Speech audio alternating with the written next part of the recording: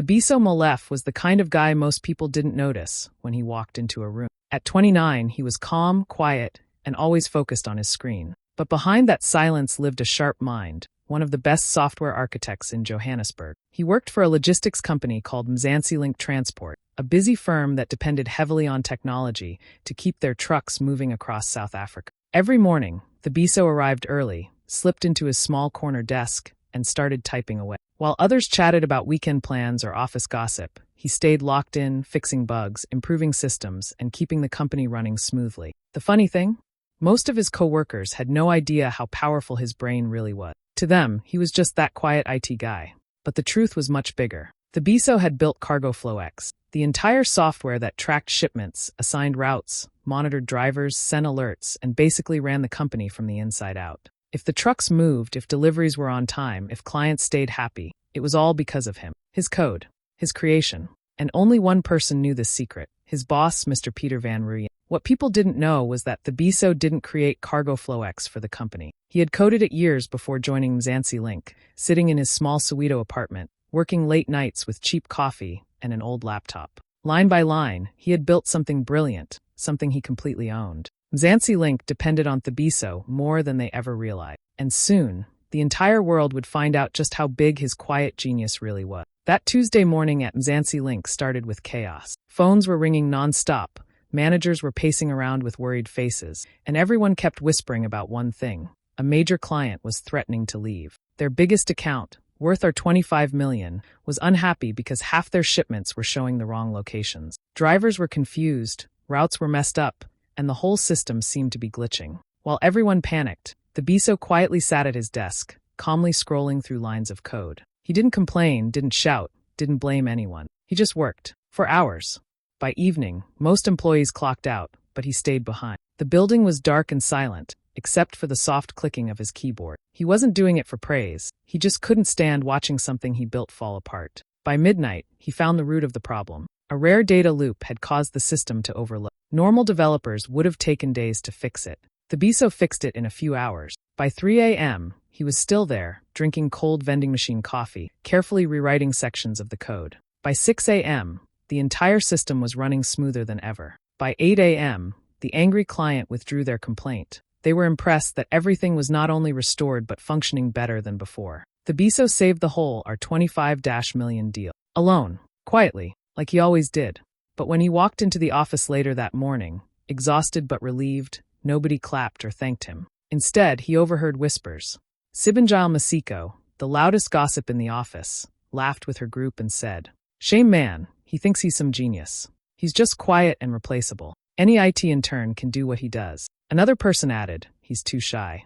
That's why no one takes him seriously." Their voices stung, but Thabiso didn't react. He just put on his headphones and got back to work. He knew what he was capable of. Their opinions didn't matter. But what he didn't know was that something far more dangerous was happening behind closed doors. Mr. Peter Van Rooyen, the boss who had watched Thabiso save his company again and again, wasn't grateful. No, something else had taken root in him, jealousy. Every time a client praised the software, Peter felt smaller. Every time someone asked, "Who built this system?" he felt threatened. Instead of appreciating Thabiso, Peter started seeing him as a problem, someone who knew too much, someone who had too much control. So while Thabiso worked late nights keeping the company alive, Peter was planning a move that would betray him in the worst way. And Thabiso, tired from his all-nighter, had no idea that the man he just saved was secretly getting ready to push him out. The next morning felt strange from the moment Thabiso walked in. People were acting different. Some stared at him, some whispered, and Sibinjile smirked at him like she knew something he didn't. But Thabiso ignored everyone and went straight to his desk. Before he could even settle in, his phone rang. It was the receptionist. "Thabiso, Mr. Van Rooyen wants you in the boardroom." Immediately, his stomach tightened. He grabbed his laptop and walked down the quiet hallway. The boardroom door was half open, and when he stepped inside, Peter Van Rooyen was already sitting there, hands folded, face stiff. "Sit," Peter said, without even looking up. Thabiso sat, confused but calm. Then Peter dropped the bomb. "Thabiso, we've hired someone cheaper. You can leave by the end of the day." Just like that. No thank you. No explanation. No acknowledgement of the all-nighter he pulled. Nothing. For a few seconds, Thabiso couldn't even breathe. He stared at Peter, waiting for him to say he was joking. But the man's face was cold. "Final. We don't need your services anymore," Peter added. "Wandel will take over your role." That name meant nothing to Thabiso, until the door opened and in walked a young guy wearing flashy sneakers, a loud cologne, and the confidence of someone who didn't know what he didn't know. "Yo, I'm the new tech guy," he said, grinning. "Don't worry, Brew. I'll learn the whole system in like 2 days tops."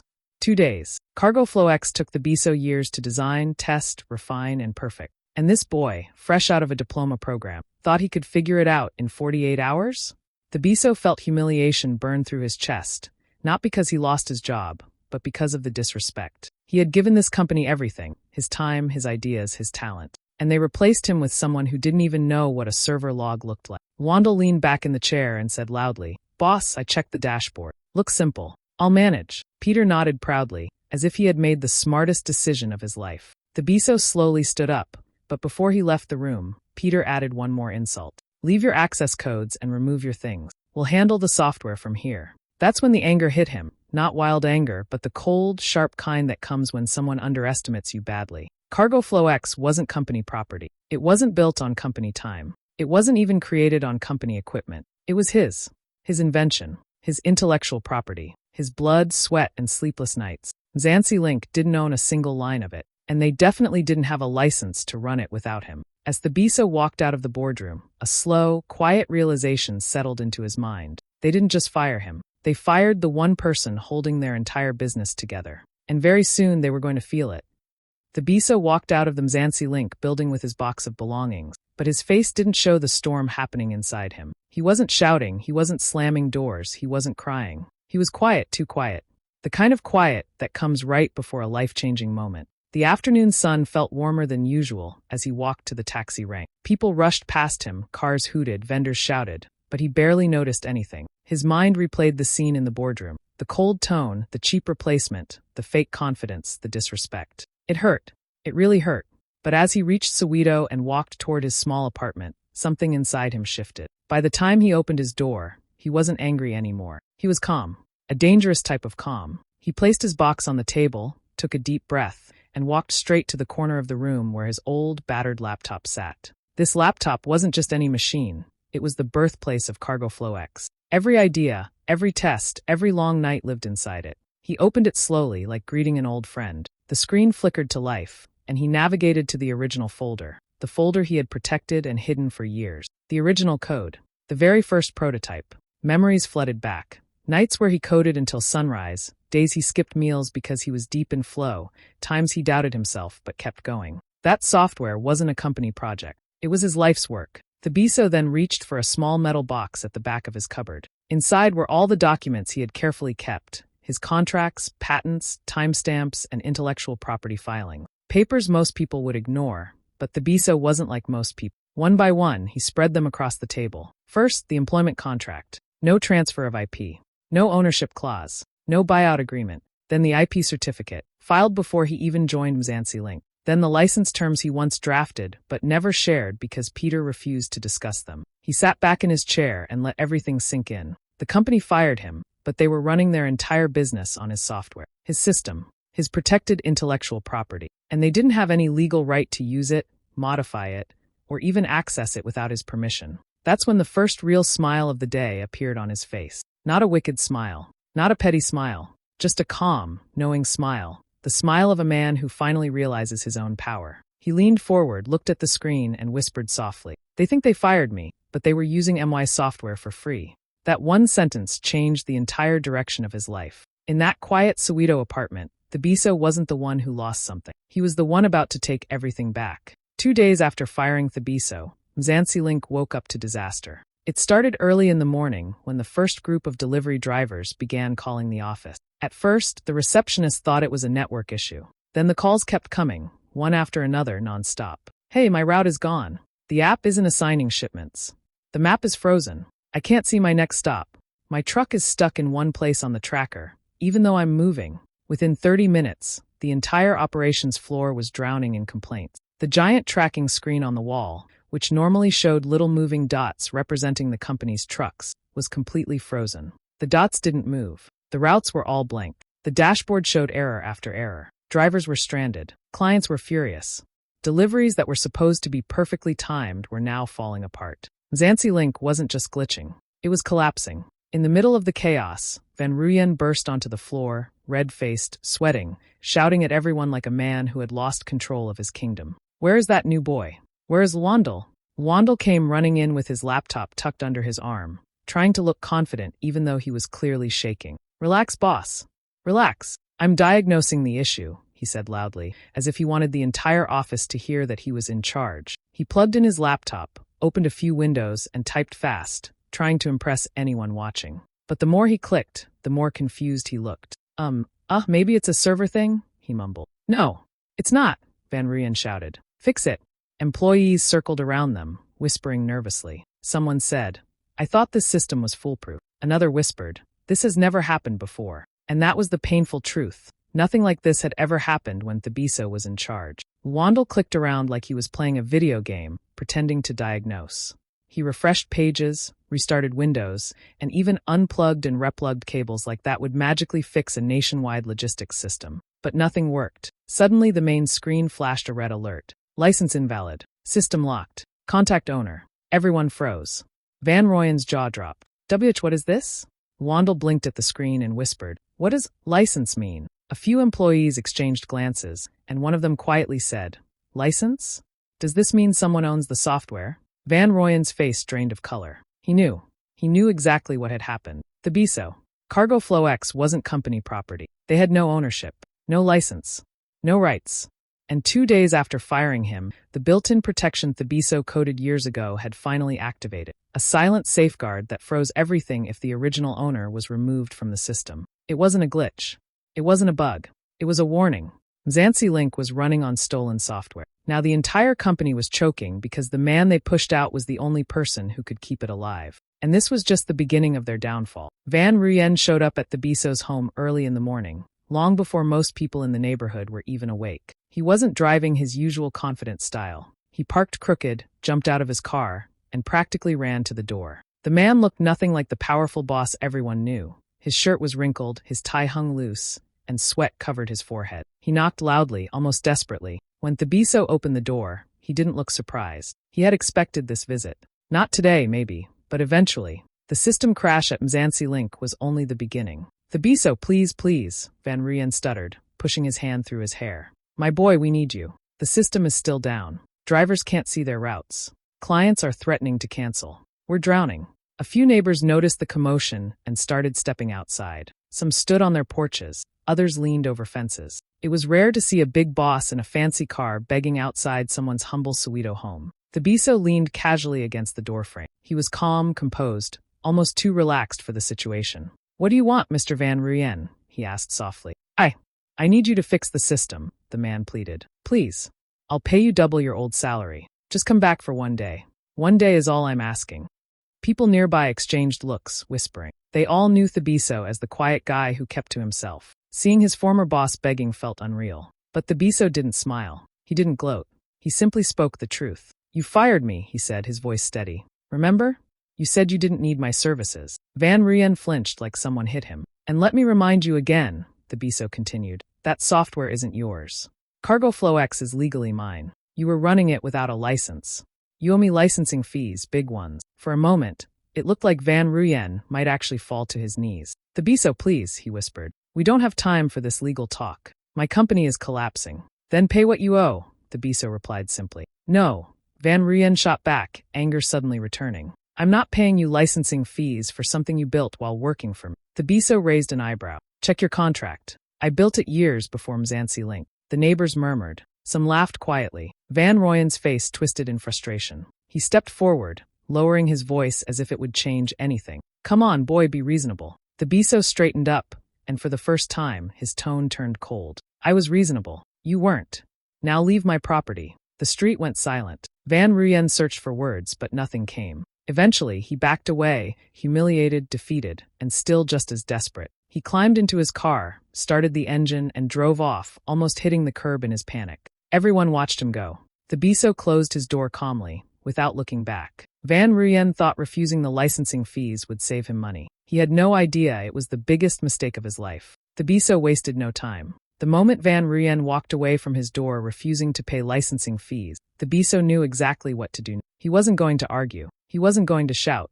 He simply opened his laptop and typed a name he had saved for emergencies. Advocate Mfo. She wasn't just any lawyer. She was one of the toughest tech law specialists in Rosebank. Sharp tongue, sharper mind, and a reputation that made big companies tremble. When Thabiso explained everything to her, she didn't blink once. She just said, "We're taking this to court." The case moved fast because the evidence was crystal clear. The courtroom was packed the day of the hearing. Reporters, curious employees, even a few people who recognized Thabiso from Soweto, all sat quietly as the judge entered. Van Ruyen arrived looking tired, stressed, and 10 years older. Wandel looked like he wished he could disappear into the floor. Then Advocate Mfo stood up. She walked to the center with the confidence of someone who'd already won. "Your Honor, this case is simple," she began, her voice calm but powerful. Mzansi Link Transport built their entire business on software they do not own. She clicked her remote, and the first slide appeared on the courtroom screen. Source code ownership. There it was, Thabiso's full original code,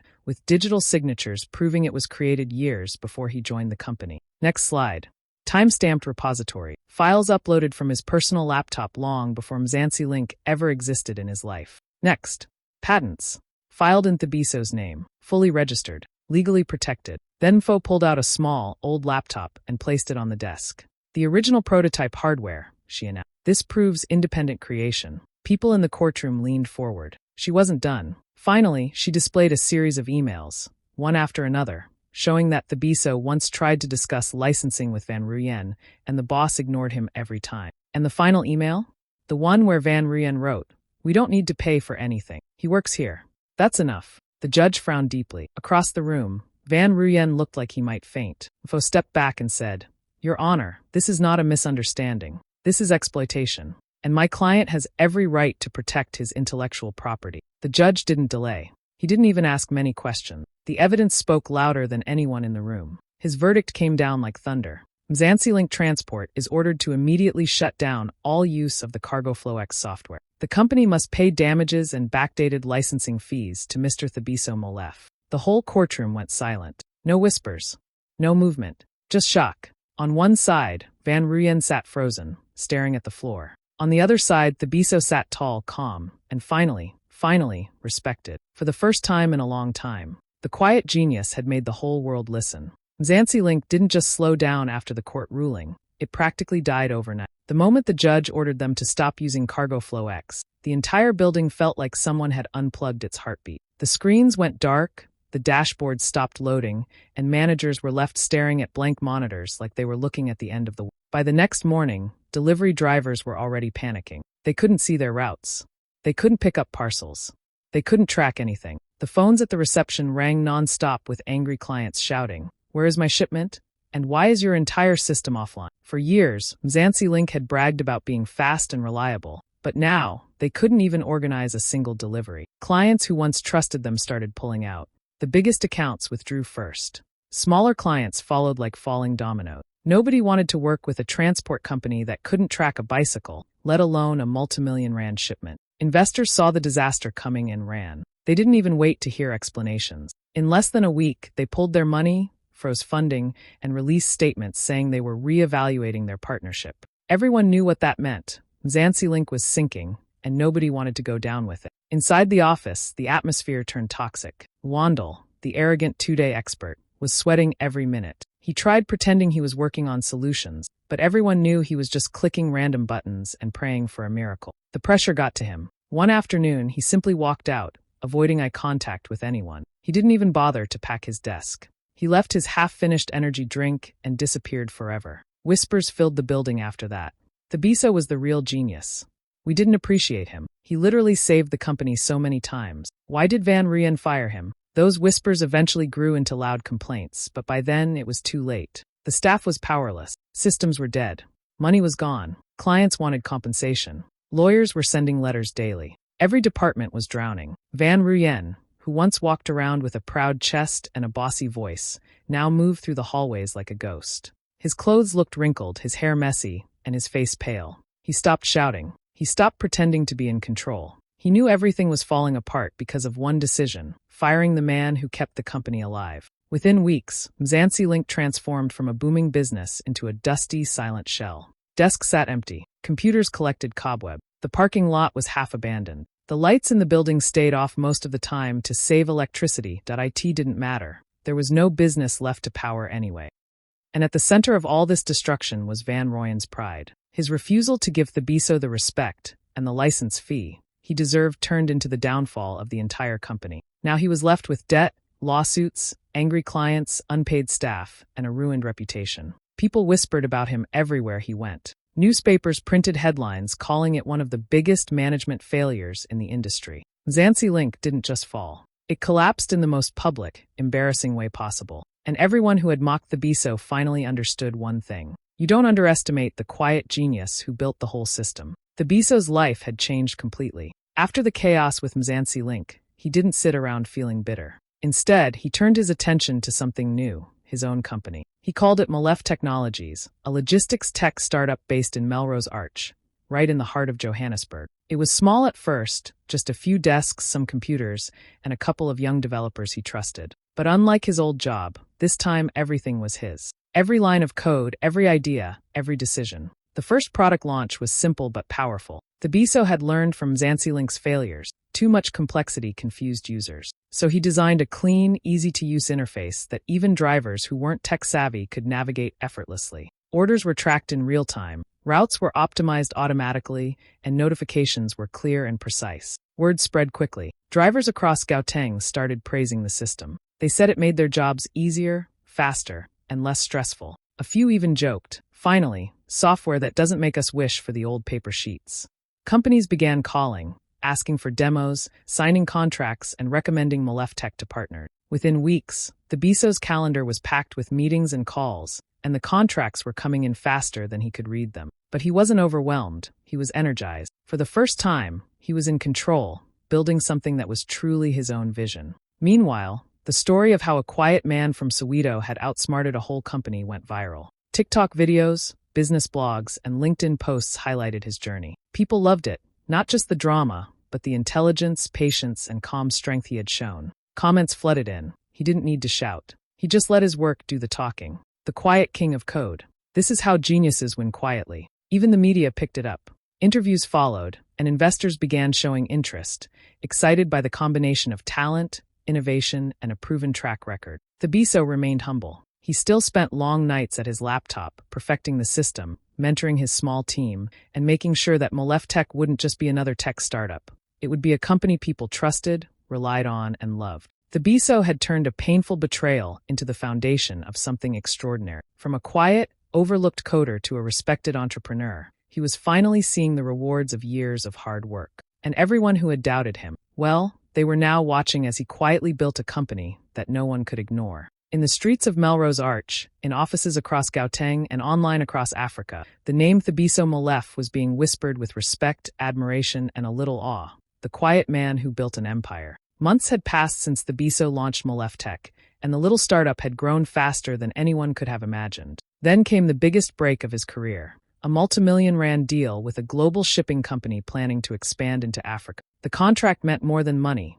It was validation, proof that his vision and hard work had finally been recognized on the world stage. Thabiso didn't just think about profit. He thought about people, especially young developers from Soweto, like he once was. He hired several of them, giving them real opportunities to learn, grow, and shine in tech. For many, it was their first big break, and watching them thrive made Thabiso feel proud in a way money never could. One evening, after a long day of meetings and code reviews, he walked past the old Mzansi Link building. The place was empty, dusty, and completely silent. Once a booming office filled with chaos and fake smiles, it now stood as a quiet reminder of the past. Thabiso stopped for a moment, letting the memories wash over him. The humiliation, the betrayal, the sleepless nights, all of it. Then he smiled, not out of revenge, not out of anger, but out of peace. He had won, not by fighting loudly, but by staying true to his talent, his patience, and his own principles. He whispered to himself, almost like a message to the world. Never underestimate the quiet one.